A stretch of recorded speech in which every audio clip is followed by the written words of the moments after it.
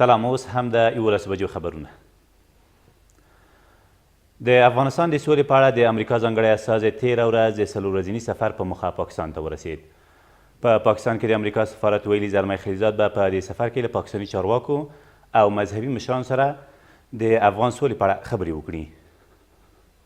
له دې سره سم ولسمشر غني هم تېره ورځ د پاکستان له لومړي وزیر سره په ټلیفون خبرې کړې دي.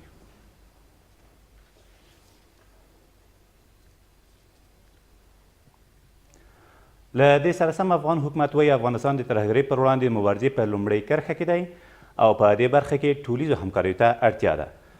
د ملي امنیت سلاکار او د څارګر ملي ادارې لوی مشر تېره ورځ د چین، ازبکستان، تاجکستان، ترکمنستان او قرغیزستان له سفیرانو سره په کتنه کې همداراز د سیمه ییزو همکاریو پر پیاوړتیا هم بحث کړی دی.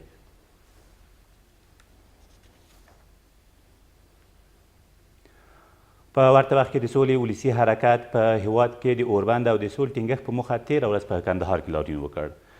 دوی په افغانستان کې د بهرنیو ځواکونو له استازو، طالبانو او افغان حکومت وغوښتل چې د سولې د راوستو په برخه کې رښتینې همکاري وکړي. دوی همداراز په یو پرېکړه لیک کې له طالبانو یو ځل بیا وغوښتل چې له دوی سره د سولې په موخه وګوري. د یادولو وړ ده چې د سولې ولسي حرکت لومړی له هلمنده پیل او بیا د همدې غوښتنې د پوره کولو لپاره د هیواد لویو ښارونو ته پلی تګ هم وکړ او اوس د دغه خوځښت غواړي چې د هیواد په لویو ښارونو کې د سولې او اوربند لپاره لاریونونه وکړي. دا زموږ د افغانستان د جګړې څخه به ټوله دنیا اور واخلي. سوله غواړو، سوله غواړو، سوله غواړو. پر هغو ښارونو مو دا غږ دی چې شکر الحمدلله هغوی په امن کې اوسېږي چې پر کلي باندې زړه وسوځوي. په کلي کې هغه ژوند نشته چې تاسې دلته لري. هلته هره ورځ وژنې دي، هلته هره ورځ بمبارۍ دي، پټاونه دي. پر هغوی زړه وسوځوئ، د هغوی لپاره چغه پورته کوي. خدای نکرده دا ورته تاسې په دا ورسېږي.